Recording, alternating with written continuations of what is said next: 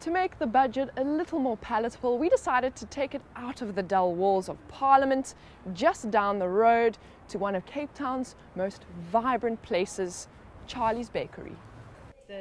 Manager Roch Schollij explains that baking, like a credible budget, is all about balance. So anything that is out of balance, any too much of one thing or too little of another, will basically it'll make your cake flop. Our medium-term budget cake begins with the short crust base. It's the foundation that determines the size and structure of the cake. Just like government's fiscal policy and framework, which has to be sound and solid. The main ingredient, cream cheese, represents the bulk of any budget, tax revenue. It's an absolutely essential ingredient, but isn't enough on its own. That's why eggs are important, the binding and setting agent that fluffs up the cake. A perfect analogy for the loan available to government to make up for shortfalls. Caution has to be exercised though. But what happens when you have too many eggs? So in other words, you widen that deficit. Well, the problem with too many eggs is you get a quiche. And no one likes a quiche cheesecake. Then sugar is added. It sweetens the cake and stabilizes the tastes.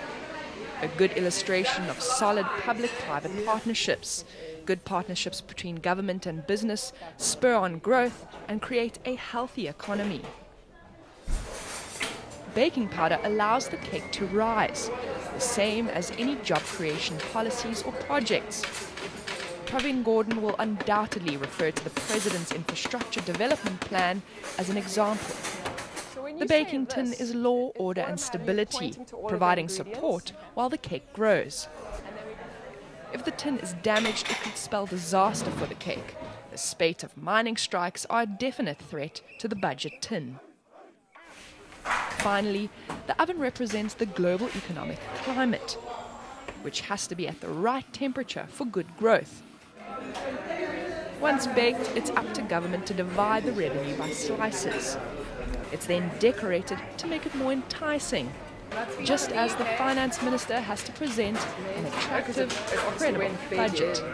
It's clear to see government spending priorities from this perspective. You can see that education and health get the biggest pieces of the pie. But the real proof of the pudding is how government spends the money. It can either go to making some fat cats fatter, or it can be a cake that all South Africans can benefit from. Paula Chowles, Cape Town.